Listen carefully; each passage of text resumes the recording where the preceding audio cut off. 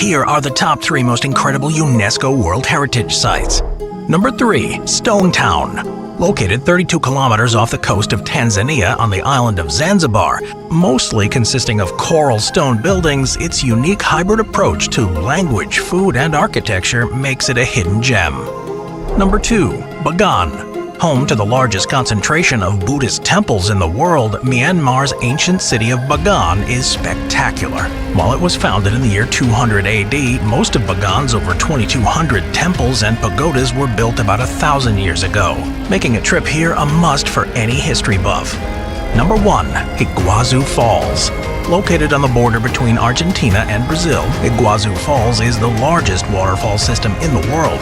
Consisting of 275 individual waterfalls, this system is massive. The 80-meter tall and 150-meter wide Devil's Throat waterfall is certainly the standout.